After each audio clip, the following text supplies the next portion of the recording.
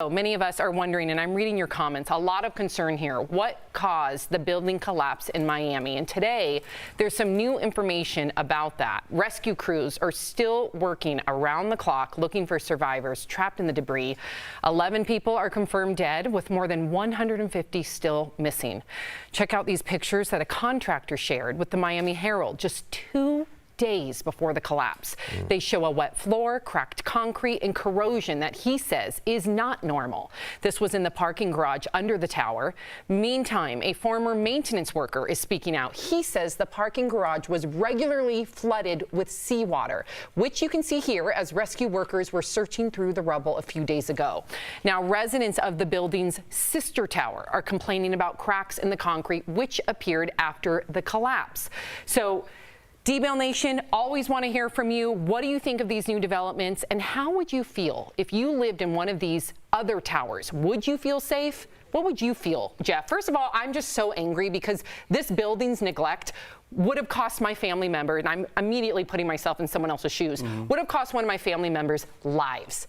Because you're trying to save a nickel, a dime, $10,000, whatever it may be. Yeah, or your own, or your children's. I think when I think about this is a horrific situation. I want to say first, there's a lot to uncover about this. We're hopefully going to get somebody on the phone. But if I lived in that sister building, how much care did they put into building that second building or vice versa? Now being a father, I look at life a little differently, right? If I was on my own, I'd say, you know, maybe I'll stick it out. There's no way this could happen twice, right? Now that I'm a father and I would live in that sister building, I got to get out of there for the sake of my kids because I wouldn't want something tragic to happen like that again.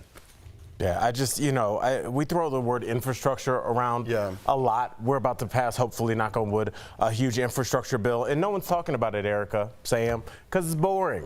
No one wants to talk about that. People want to argue about BLM and, Olympians and what we're doing next and January 6th.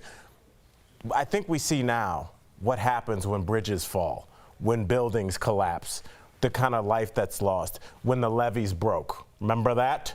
Because they weren't maintained, and what that did to one of our major cities. It put New Orleans underwater because the infrastructure wasn't there.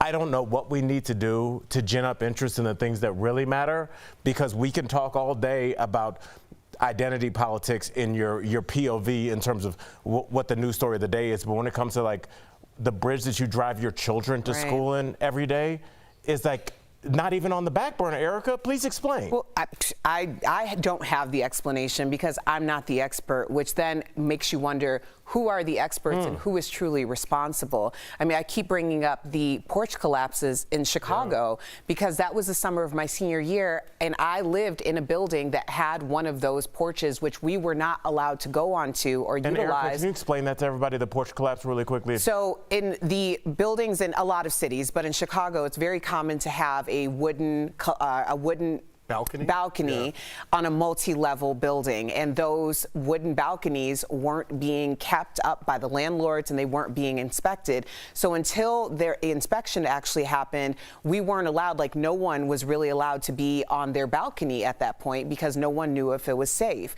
My husband actually moved out of a building because of infrastructure issues.